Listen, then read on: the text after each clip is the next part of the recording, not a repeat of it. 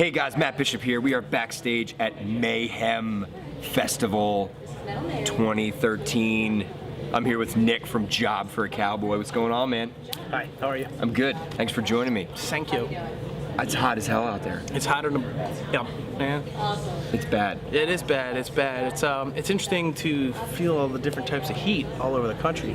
Right. It's been the hottest summer of my life, I think, probably. No joke, man. Just like constantly like, all right, here's San Bernardino hot, and then here's Mountain View hot, and then, you know, Auburn, Washington hot, and then here's Namp, Idaho, which you didn't even think was going to be hot, and it's like this weird 106-degree humidity type of hot, and then so it's just kind of going from all the different variations of humidity levels and hotter than hell, man. It's muggy here. It's really muggy in the New York area, but it's okay.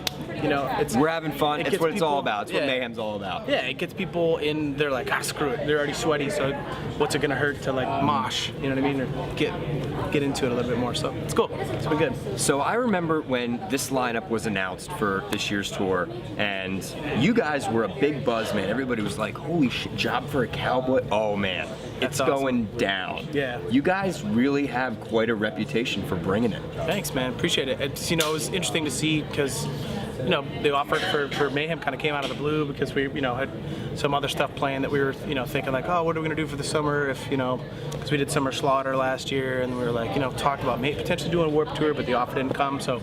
And then we got the offer, and we're like, yes, it's the best offer that you can get, you know what I mean, in my opinion.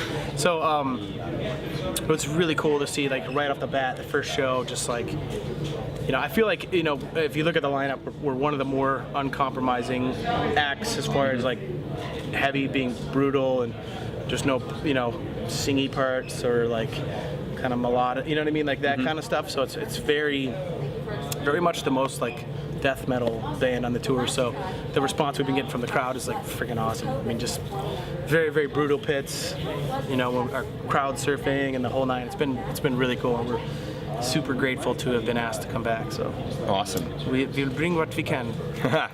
You guys are still touring in support of Demonocracy. Came out back in April. Yes. Hit number 87 on Billboard. Yeah. Congratulations, first of all. Thanks. And second of all, when most people kind of think about, you know, mainstream music and charting on Billboard, it's a lot of pop and hip hop and modern rock, you know, but you guys, a very extreme band, cracking the top 100. What does that say for the genre as a whole?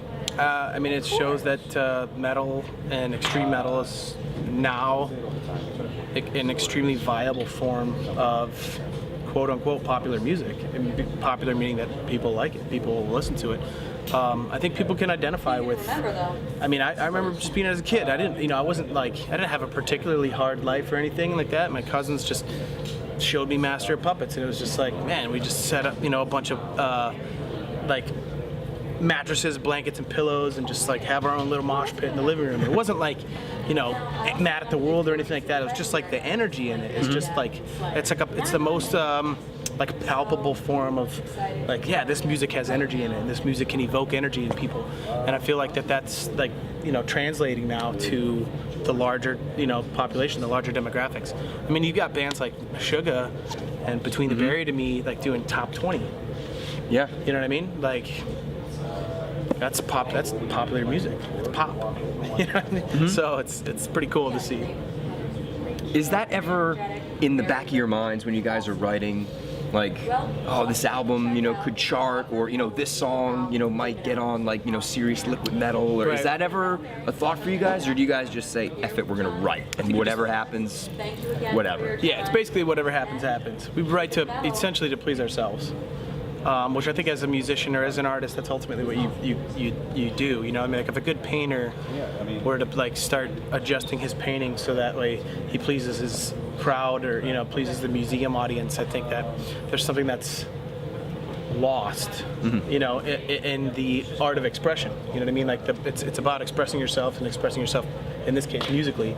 And I think that's, you know, we're going to do what we want to do, and if you like it, then that's awesome, and that's where we have a real connection with people, is they can be like, hey, we like what you do without our input, you know? Because if we were just listening to our fans, You know what I mean? Like, we'd be divided. Half the fans want the new style, half the fans want the old style, you know, so we just listen to ourselves. If you don't like it, get out of the pit and go buy the new Jay-Z record. It just came out. There you go. Looking ahead, Mayhem's coming to a close shortly, August 4th. Sad. What do you guys got? I know. Super sad. God. What do you guys got coming up? Planned down the pike? So we got to potentially go to South America. We are going to potentially go to Australia. And we are going to try to take advantage of all the new fans that we gained on Mayhem and try to come back around in the fall in the States to try to make sure you guys don't forget us. You know what I mean? Is that headlining, or are we going to try and hop on with somebody? It's going to be a support thing if we do it, but it'll be a big support act. All right. So I feel like he's looking at me like he already kind of knows, but we're not quite allowed to say that yet. So yeah, you got to wait till it's concrete. you got to keep up with Job For A Cowboy online to get that news. Hopefully coming very soon. Come say hi on our Facebook. We try to answer everybody that we can. You know what I mean?